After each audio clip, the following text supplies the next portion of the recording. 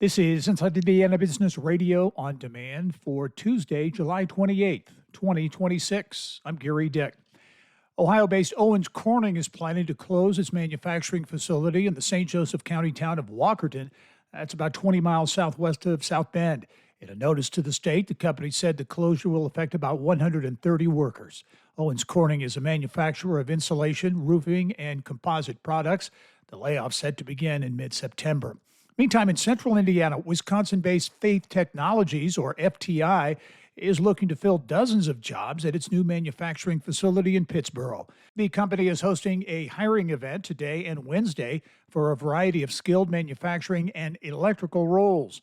In April, FTI detailed plans to build a nearly $70 million facility and create up to 200 jobs by the end of next year. Business, political, and community leaders will gather in Hancock County today to mark the opening of the Amplify Hancock Innovation Center, a first-of-its-kind facility designed to connect education, industry, and workforce development and create new career pathways for county residents. Mitchell Kirk is with the Hancock Economic Development Council. We work with a lot of companies that are considering starting or expanding in the area. And one of the top things on their mind is always workforce. And something like this is a huge boost of confidence for workforce, which I think becomes a huge boost of confidence for local economy. You're listening to Inside Indiana Business Radio. West Central Indiana is essential to Indiana's future.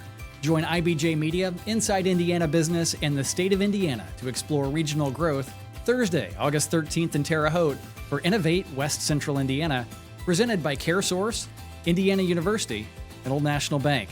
Featuring Governor Mike Braun and business and community leaders, join us at the Indiana State University Holman Center Thursday, August 13th in Terre Haute. RSVP now at ibj.com/innovate.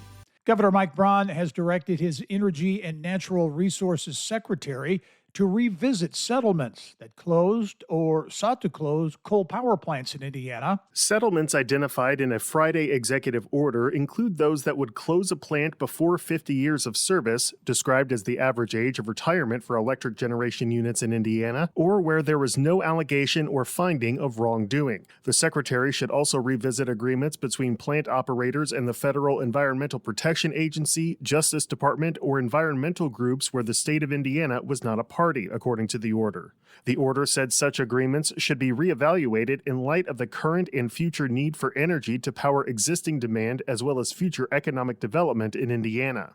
The order noted a projected 7 gigawatts plus of Indiana coal electricity generation retiring or transitioning to another source across the next 12 years, as well as an assessment from the North American Electric Reliability Corporation determining Indiana may not have the electricity resources to keep pace with upcoming demand.